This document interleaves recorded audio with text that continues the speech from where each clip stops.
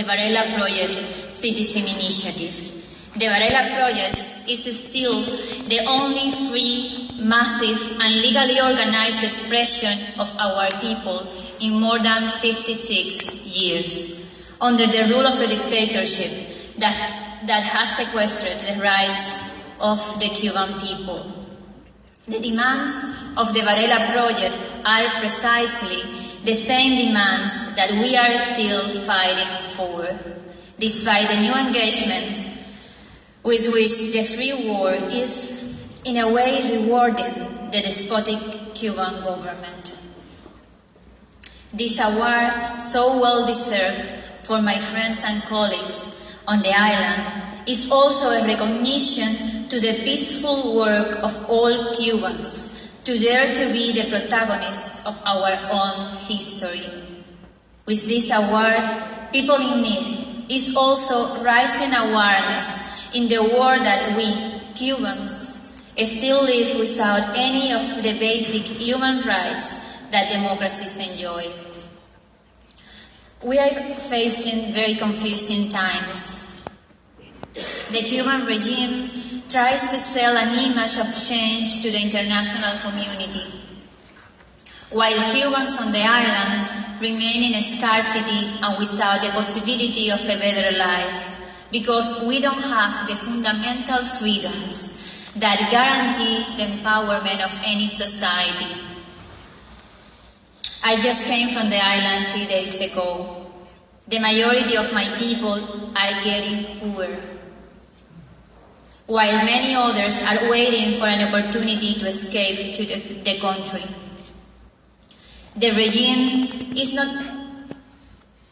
not longer interested in ideology, but in the preservation of its absolute power and the control of all the resources that belongs to the citizenry. The changes made so far are in a direction of a transition from power to power, from the military generals to their inheritors, in a kind of a dynastic succession.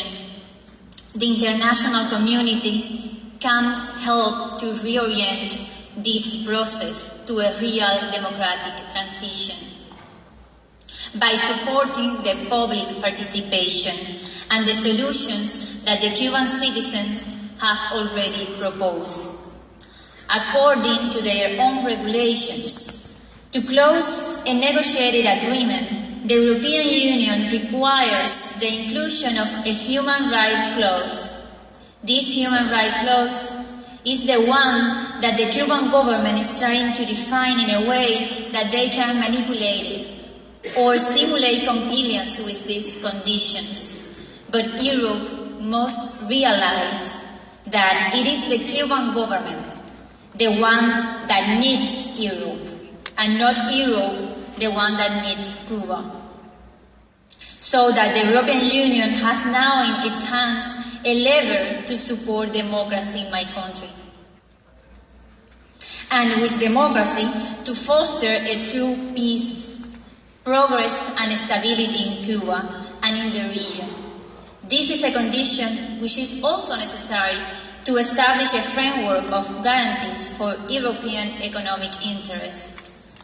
For 65 years now, there have been no free and plural elections held in Cuba.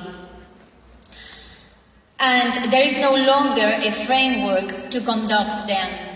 The space for economic reforms is also very limited because the Constitution was illegally altered in 2002 to make irrevocable the system, setting in stone the economic, political and social system on the island.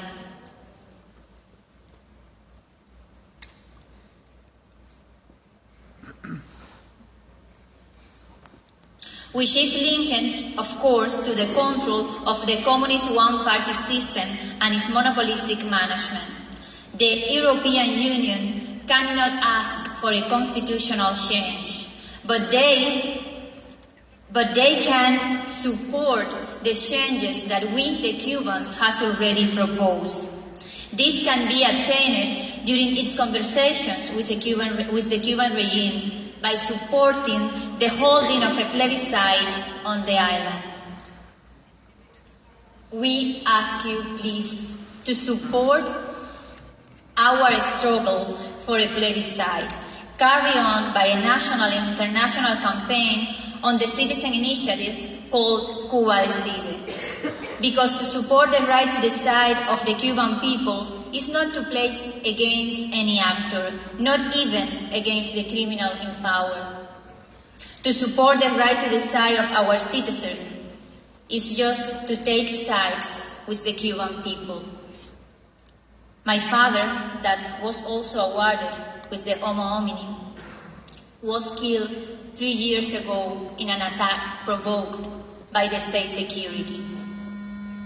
I hope that the European Union also support the ending of the impunity on the island, asking for an independent investigation on the attack against my father, as well as demanding to stop the ongoing repression against every human rights defender in my country. We know that the democratic transition is also a path for reconciliation in our nation. So, let me recall the words of appreciation that my father, Oswaldo Payá, sent after people in need granted him the Homo Hominis Award 8 years ago.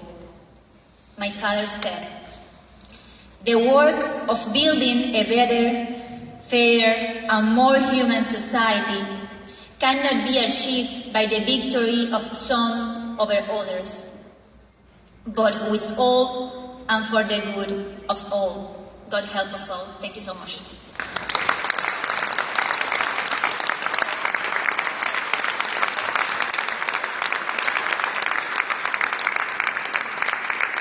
Děkujeme za překrásná a dojímavá slova Roze Marii Payá, dceři Osvalda Payá. A nejenom to, Rosa Maria je